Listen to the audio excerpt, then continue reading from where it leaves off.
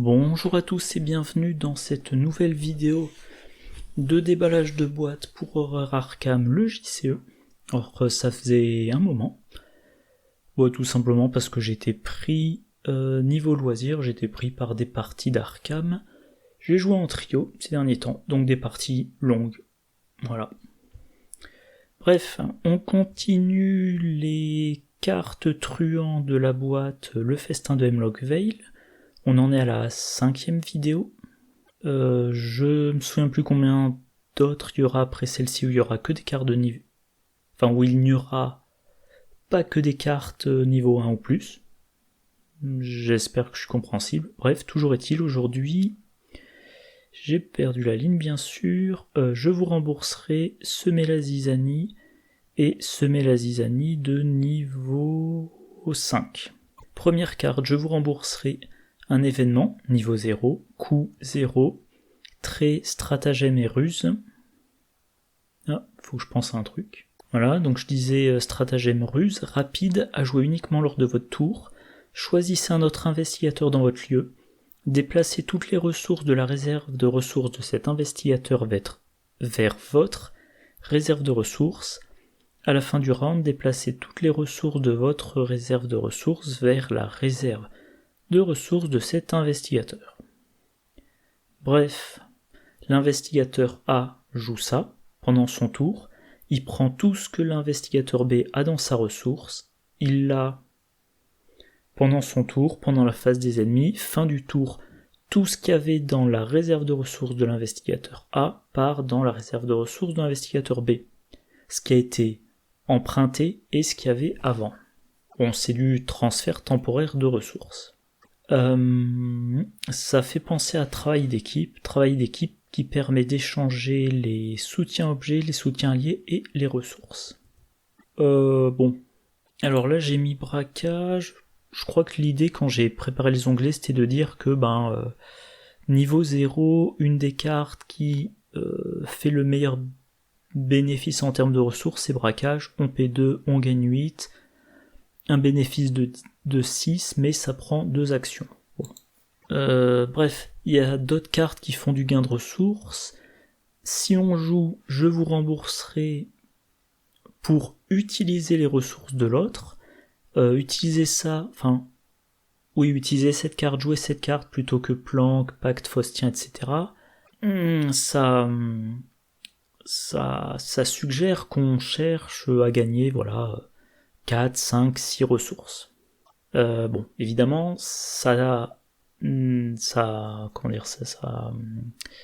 faut que l'autre ait les ressources. Et non seulement qu'il ait les ressources, mais qu'il soit prêt à s'en priver.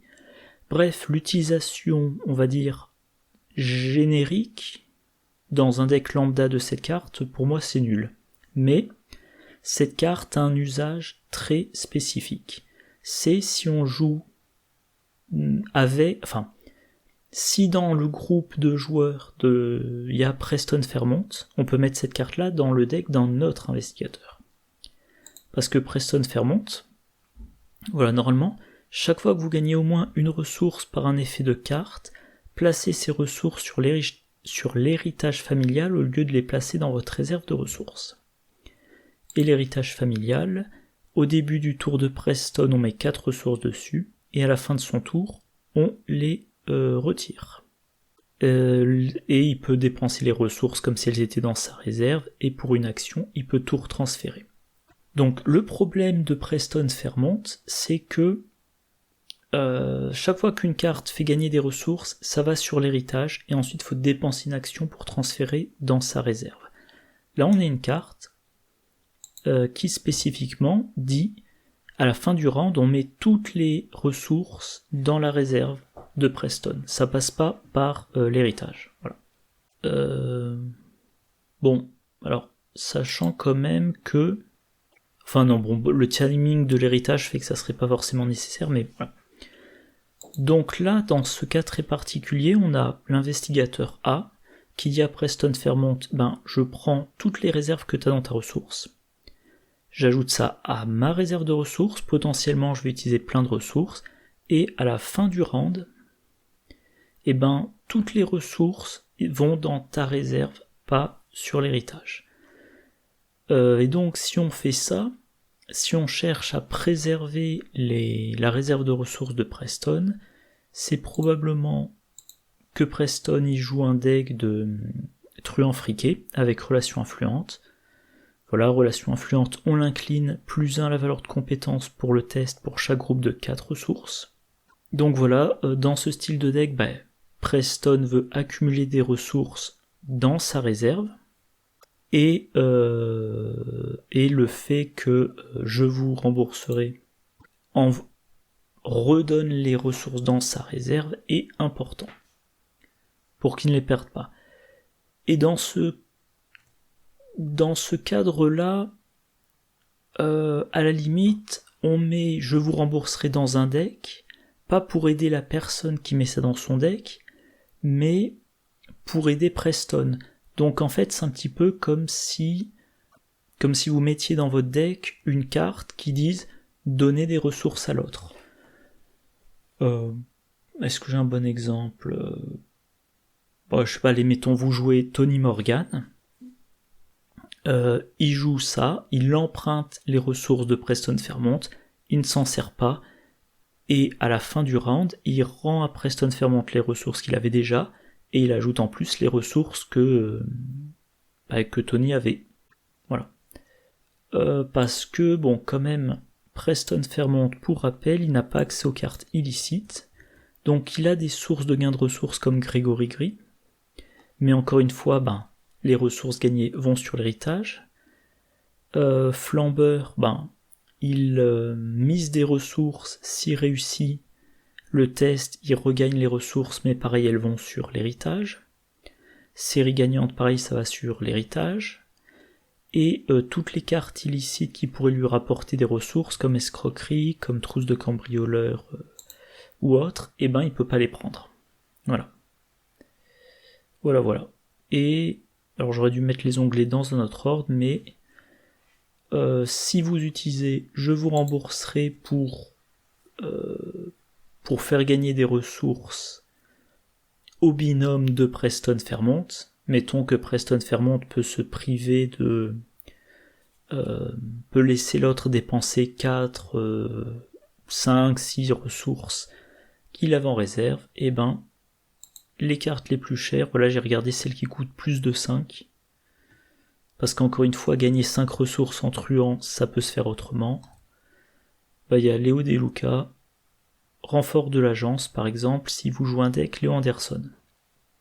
Donc voilà, Léo Anderson joue je vous rembourserai, il prend toutes les ressources de Preston, et il en dépense 7 pour jouer renfort de l'agence, et ensuite il rend les ressources à Preston Fairmont. Voilà. Ah oui, et je vous rembourserai, comme ça le trait ruse, ça peut s'attacher à faire du charme, comme ça vous avez la carte sous la main, et dès que c'est nécessaire, vous la mettez dans votre main pour l'utiliser. Voilà. Deuxième carte, semer la zizanie.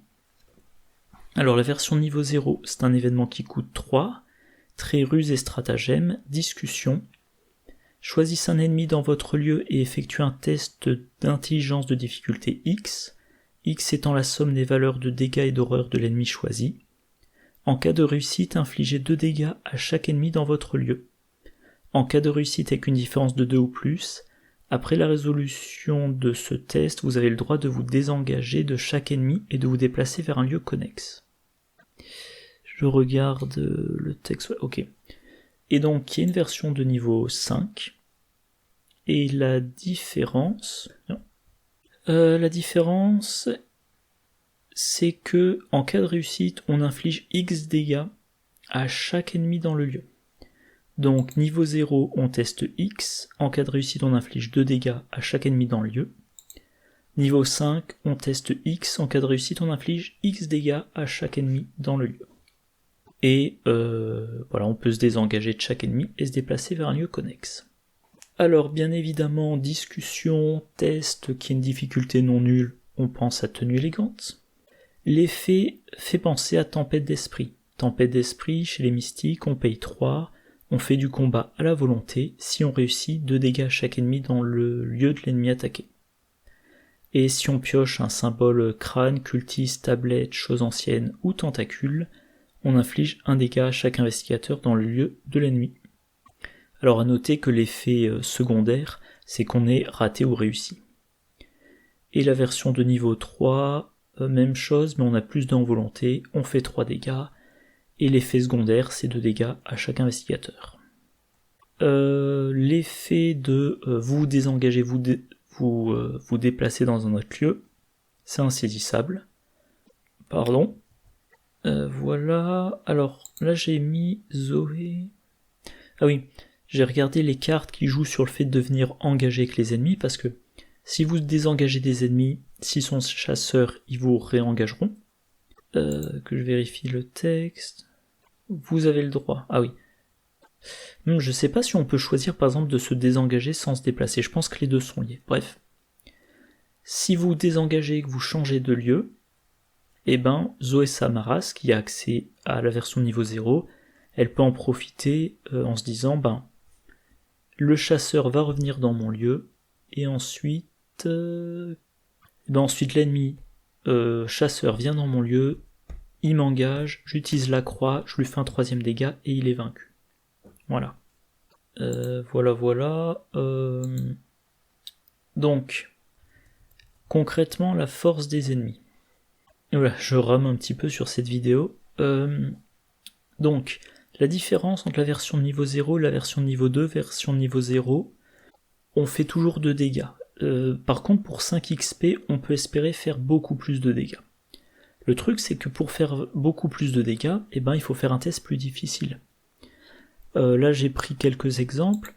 Le prêtre ghoul, il a 2 de valeur de dégâts, 2 de valeur d'horreur. Ça veut dire que pour lui, X vaut 4. Donc il faudra faire un test de difficulté 4. 2 si on a la tenue élégante. Mais par contre, si on réussit, on inflige 4 dégâts à chaque ennemi dans le lieu.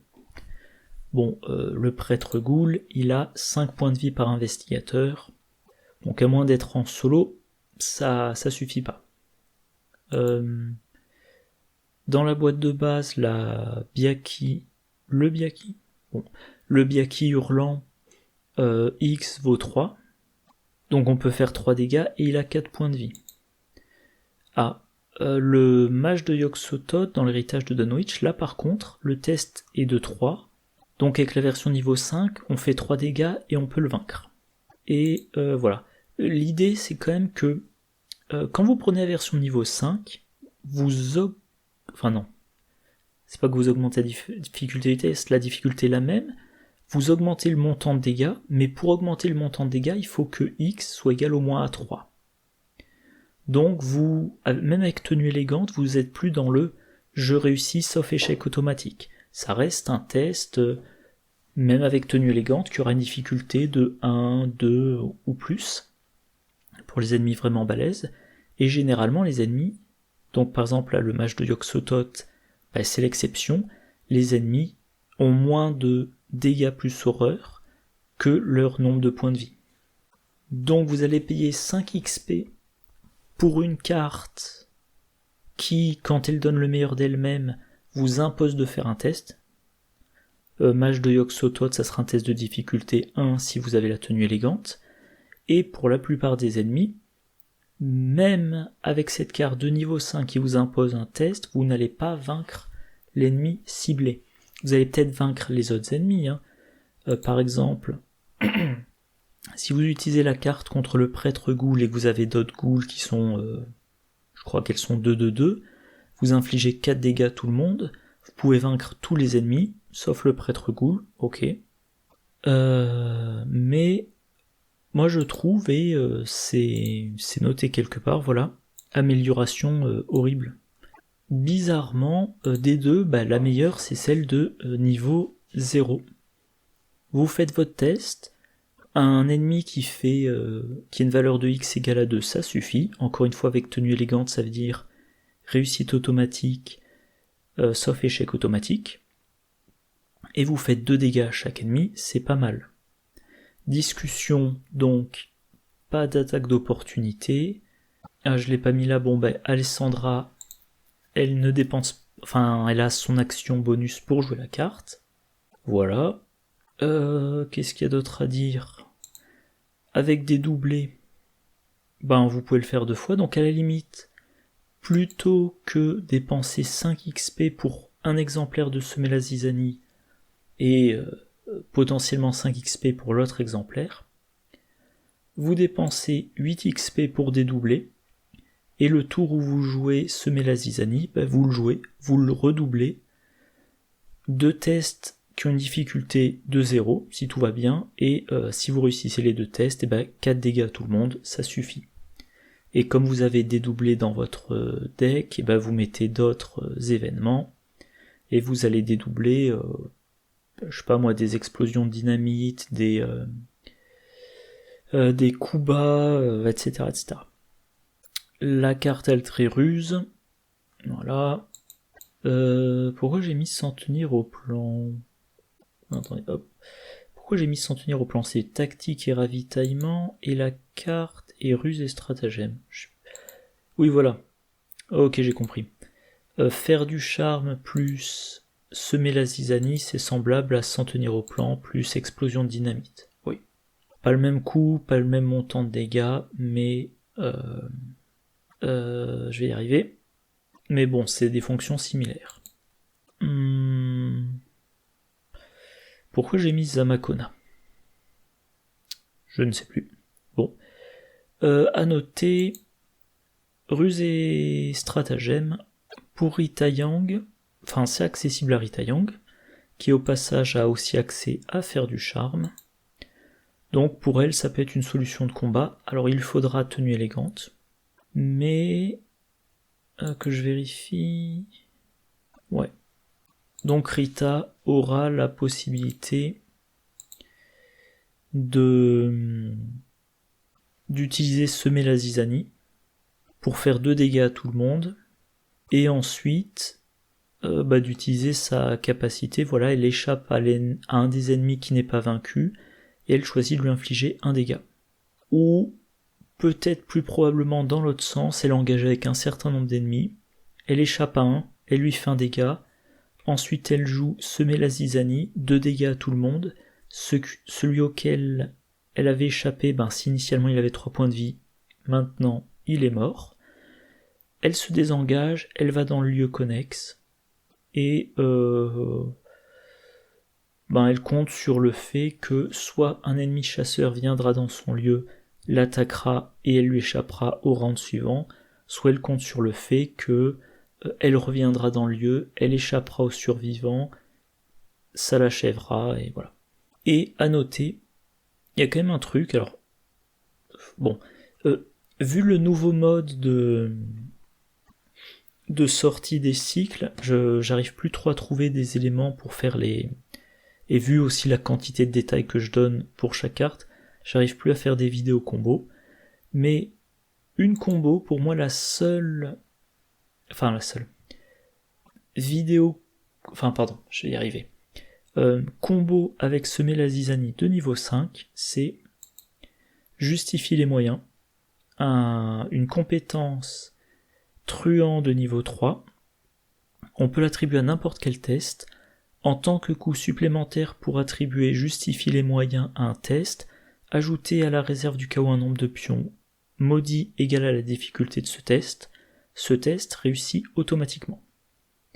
Donc on reprend l'idée de semer la zizanie de niveau 5. La difficulté, c'est la somme de dégâts et d'horreur d'un ennemi qu'on choisit dans son lieu. Donc ça peut être un test très dur, mais si on réussit, on inflige X dégâts. Et bien là, le coût pour attribuer et justifier les moyens, c'est de mettre autant de pions maudits dans le sac du chaos que la difficulté du test. On peut mettre au maximum 10 pions maudits dans le sac du chaos. Je sais pas ce que ça fait, oula ça. Donc on peut potentiellement jouer semer la zizanie niveau 5, dire j'attribue, justifie les moyens, je mets alors 1, 2, jusqu'à 10 pions maudits, et vous dites, voilà, c'est réussi. Et si vous mettez 10 pions maudits, vous réussissez automatiquement avec x égale à 10. Donc vous faites 10 dégâts à chaque ennemi dans le lieu, automatiquement, sans test. Alors 10 dégâts c'est très improbable, mais si vous avez un ennemi, on va revenir au prêtre ghoul, c'est du 4 dégâts à tout le monde garanti. Alors dans Carcosa, il y a un ennemi, dans l'asile, je crois que c'est dans le renouveau, de mémoire il a 3 et 3. Donc 6 dégâts à tout le monde. Le problème bien sûr, c'est que vous mettez plein de pions maudits dans le sac du chaos. Et donc vous allez vous rendre tous vos tests plus durs, mais c'est une bonne carte pour finir un scénario. Vous dites, c'est le combat final du scénario, voire le combat final de la campagne. Au passage, il n'y a pas de non-élite, vous pouvez jouer ça sur les ennemis élites. Donc potentiellement, fin de scénario, vous avez un ennemi balèze. On revient sur le prêtre ghoul, il a 5 points de vie par investigateur. Voilà, si vous montez à x égale 4, contre le prêtre ghoul, vous lui faites 4 dégâts automatiquement. Si avant ça vous aviez pu lui faire, double de dynamite ou dynamite et tempête des esprits de niveau 3, vous le vainquez, vous l'achevez automatiquement. Et le cas le plus impressionnant, je pense que j'ai vu, petit spoiler, dans la campagne Le Cercle Brisé, la bête invoquée, 5, 6 par investigateur, 2 dégâts, 2 horreurs, plus 1 de combat, plus 1 d'évasion, plus 1 dégât et plus 1 d'horreur pour chaque groupe de 2 fatalités en jeu. Donc cet ennemi, il est déjà balèze. Vous jouez en duo, il est 5-12-2. Et il inflige 2 dégâts et 2 horreurs. Mais le scénario est tourné de telle façon les horreurs arrivent vite en jeu, et les fatalités, s'il y a 2 fatalités en jeu, il est, et que vous êtes en duo, il est 6-12-3, 3 et 3. S'il y a 10 fatalités en jeu, il a plus 5 de partout. Donc il monte à 10 en combat, et 7 en évasion, donc c'est ingérable. Et moi les seules fois où j'ai réussi à le vaincre, c'est en faisant des dégâts sans test.